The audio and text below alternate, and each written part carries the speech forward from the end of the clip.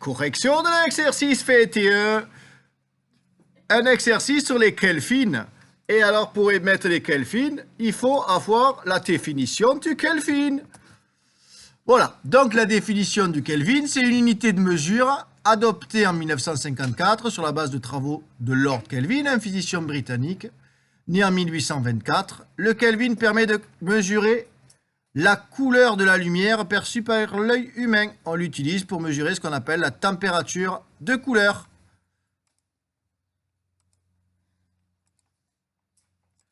Ok, donc maintenant pour trouver l'unité de Kelvin, il suffit de prendre l'unité en degrés Celsius et d'ajouter 273,15.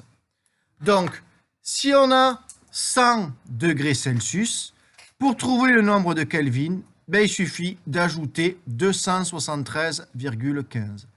Donc, si on fait 100 plus 273,15, on obtient 373,15. Si on a 0 degrés Celsius, on va avoir combien de Kelvin? 273,15.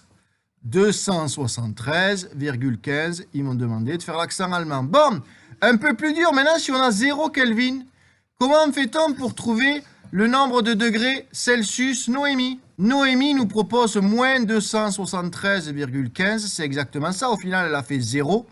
Moins 273,15. Donc, elle a pris 0. Elle a enlevé ça. Donc, ça fait moins 273,15. Et là, ça va se complexifier. On veut moins 12,3 degrés Celsius. Donc, comment on fait? Lise nous dit, elle a fait l'addition des deux. Donc, elle a fait, on écrit le calcul là-haut. Elle a fait le calcul, moins 12,3 plus, plus 273,15. Donc là, ben, c'est l'addition d'un nombre positif et d'un nombre négatif. Quand on calcule ça, on obtient combien? Donc je perds 12,3, je gagne 273,15 et on obtient 260,85.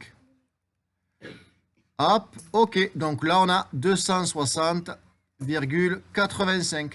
Là, on a 280, on doit enlever 273,15. Ça fait une soustraction très simple. Cœur, ça fait 6,85. Elle me dit moins.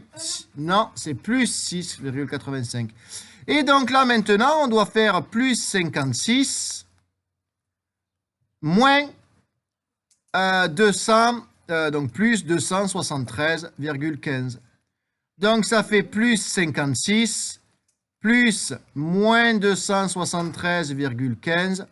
Et on obtient combien quand on calcule ça?